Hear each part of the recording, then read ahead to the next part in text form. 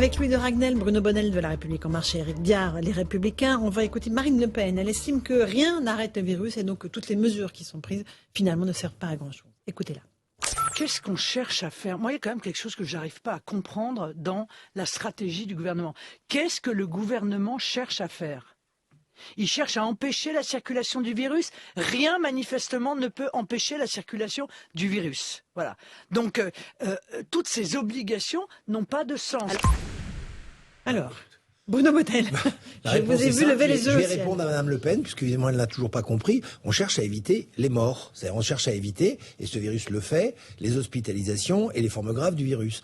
Rien n'a jamais été dit sur le fait que on pouvait éviter la circulation. Par contre, on l'atténue considérablement. Une personne vaccinée a 10 fois moins de chances de le transmettre ou de se faire contaminer.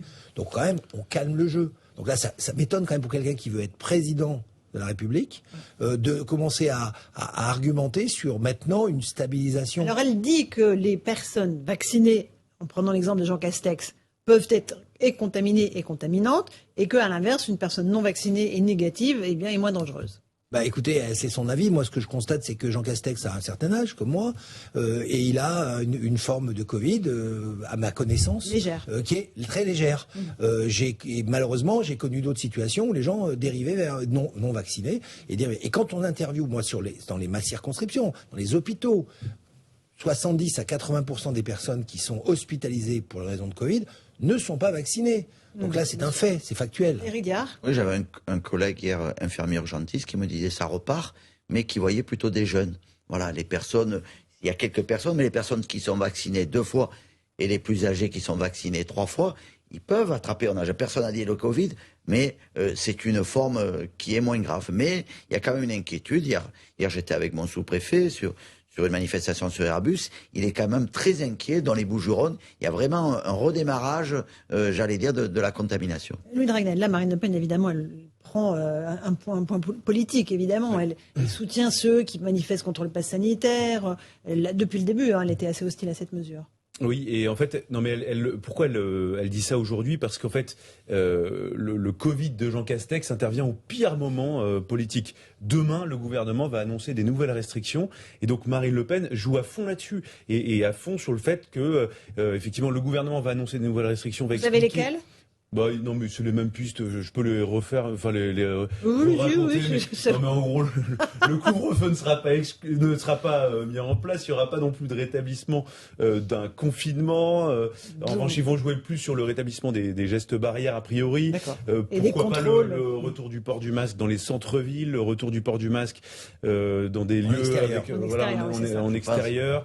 Peut-être des jauges dans les manifestations. Voilà, il y aura des contrôles qui seront renforcés, des policiers, des gendarmes. Merci Louis m'avoir informé. Il y aura même, figurez-vous, alors ça a peut-être déjà eu lieu, mais il était question qu'Alain Griset, le ministre des PME, reçoive les syndicats des restaurateurs pour leur demander un renforcement des contrôles des passes sanitaires dans les restaurants. Voilà pour les pistes sur la table. Merci Louis. En tout cas, non mais voilà, tout ça pour dire Merci pour l'info. Non mais en revanche, ce qui est intéressant, c'est que Marine Le Pen, justement, joue là-dessus précisément, parce qu'elle sait qu'il y a beaucoup de gens qui disent, attendez, on doit faire la 3e dose, mais comment ça se fait qu'il y ait des gens qui sont jeunes, qui ont eu 2 doses, et on nous avait expliqué avant qu'on avait une immunité totale, enfin je caricature un peu, comment ça se fait qu'il y ait des gens qui soient aujourd'hui à l'hôpital ou en service de réanimation après avoir eu les 2 doses. En service de réanimation. Mais je sais bien, Bruno, je suis en train de juste donner une explication politique. On va à l'hôpital. Bien sûr, mais voilà. Donc elle va taper là-dessus, parce que globalement il y a beaucoup de gens qui en ont ras-le-bol de cette crise sanitaire. D'ailleurs, tout le monde en a ras-le-bol, et donc elle essaye de récupérer, de parler à cet électorat qui en a marre et qui veut la restauration des libertés de manière globale. Et d'ailleurs, c'était son thème de campagne quand elle a lancé sa campagne présidentielle. Et puis elle est omniprésente, évidemment, sur le terrain médiatique. Elle sait et elle voit qu'Éric Zemmour est en train de s'essouffler, que la dynamique dans les sondages est en train de baisser fortement. Donc, évidemment, elle en profite, elle crante. Et elle prend les thèmes qui lui conviennent. Absolument. Et ce qui est intéressant, c'est qu'elle veut préempter des thèmes justement sociaux, de pouvoir d'achat, sanitaire, là où Éric Zemmour reste. Elle veut vraiment faire en sorte de le laisser dans les discours théoriques sur la civilisation, les enjeux d'identité, d'immigration, de sécurité. Elle veut montrer qu'en fait, elle parle à un public très large, et donc clairement en fait qu'elle veut parler aux catégories populaires qui globalement sont les catégories les plus réticentes aux vaccins, les plus réticentes aux restrictions de liberté, aux gestes barrières, enfin toute la panoplie du champ lexical sanitaire. Éric Diard, Éric Zemmour est en train de s'essouffler pour vous? Là, il s'essouffle et c'est pour ça qu'elle reprend l'offensive. Elle dit, tiens, certains de ses soutiens lui ont reproché d'être un peu trop molle par rapport à Éric Zemmour. Là, elle a les moyens de s'affirmer. Et donc, Éric Zemmour, oui, il s'effondre un petit peu, mais peut-être dans un mois, ça va repartir. Vous savez, la campagne est encore longue.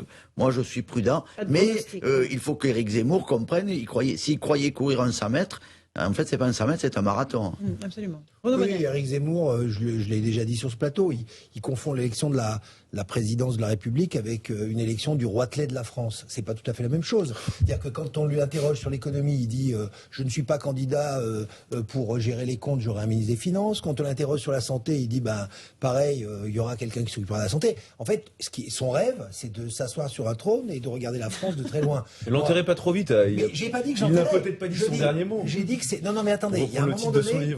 Non, mais il y a un petit moment où il faut replacer l'enjeu que nous vivons.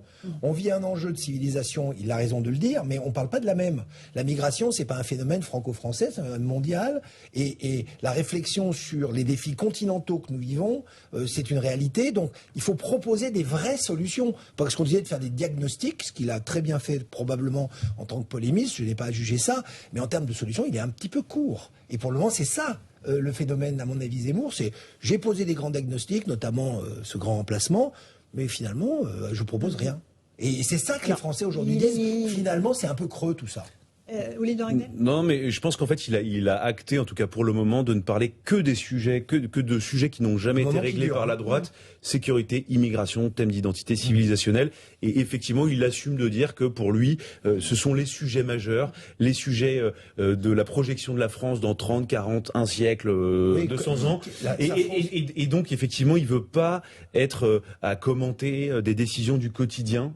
Et c'est ce que vous lui reprochez. Sa France à 50 ans, c'est la France d'il y a 50 ans. Donc c'est facile, son programme, il est facile. Moi, je m'assure, la sécurité, jamais appliquée par la droite. Oui, en plus. Non, je parle de problèmes non réglés. Oui, non réglés. Alors, je veux revenir. L'immigration, ça n'a pas été réglé, mais vous avez vu, les chiffres sont tombés aujourd'hui. Les OQTF, obligation de quitter le territoire français, sous Sarkozy, 45% étaient effectifs. Alors, Gérard Darmanin, il fait plus d'OQTF, mais 5% sont effectifs. Donc, il faut voir les résultats à la fin. Je sais que c'est pas facile. En matière de sécurité, on peut faire mieux. En matière d'immigration, on peut faire mieux. Mais après, je partage là l'avis de Bruno Bollin. Il fait des constats. Mais les solutions, pour l'instant, elles ne sont pas toujours au rendez-vous. Des OQTF dont vous parlez... C'est bien le mot exécution. Non, mais ça s'appelle comme ça, c'est le langage administratif. Exécution des OQTF, ça s'appelle comme ça. Non, mais surtout ces sujets, pour le coup, il a fait des propositions. En revanche, moi j'ai entendu des propositions que sur ces sujets, et effectivement, pas sur tous les autres. Il commence à égrener des mesures sur le pouvoir d'achat et l'économie, mais ça reste encore... Non, mais qui surtout sont hyper simplificatrices. Quand il vous dit, la solution, c'est simple, on a trop d'immigrés, on arrête d'en prendre ou on les renvoie chez eux. Regardez, ça redonne 20%, 20 milliards, enfin je sais plus parce que je suis un peu mélangé dans les chiffres avec lui, pour finalement trouver les solutions. C'est juste pas crédible. Vous pouvez pas demander à 1 million ou 2 millions de personnes qui vivent en France, laissez la place parce que vous comprenez, c'est les autres qui ont besoin de récupérer du pouvoir d'achat. C'est juste pas réaliste. Moi je pensais qu'il allait se mettre beaucoup plus rapidement maintenant au niveau à parler santé, économique, social. C'est là où maintenant les Français l'attendent. Et il reste toujours dans le rôle du polémiste. Je pense qu'il le fera une fois qu'il sera déclaré candidat. Et d'ailleurs, je pense que ça change tout. Vous qui interviewez les candidats à la présidentielle, je pense qu'on pose pas exactement les mêmes questions quand on a un objet non identifié politique comme ça. Et quand vous avez un candidat, je pense que il y a une exigence qui est bien supérieure. Et je pense que le candidat, pour le coup, est un peu obligé de répondre. Peut-être que les Français aussi attendent que il y ait quelque chose de concret de son côté. Ça sera une belle épreuve de vérité. C'est à ce moment-là, effectivement, où la crédibilité de personnes qui ont le costume et ceux qui ne l'ont pas se révélera. Et votre candidat à vous, il se déclarera quand, Bruno Bonnell? Notre candidat, pour le moment, on souhaite qu'il y ait un candidat. Et à mon avis, si j'avais à le conseiller, le plus tard possible. Quel intérêt alors, Février-mars, votre candidat? Mais en tout cas, je vois pas pourquoi on se presserait. On a une France à gérer. Éric Diard l'a rappelé. Il faut que les ministres se mettent à faire un travail de ministre. Et que se mettent à faire un travail de ministre, ça sous-entend. Oui, attention, le choix des mots. Ce n'est pas une agression vis-à-vis de mes collègues et amis qui sont au gouvernement, parce que c'est une tâche difficile. Mais je suis assez d'accord que la priorité, c'est d'abord de continuer à gérer la France et à trouver des solutions.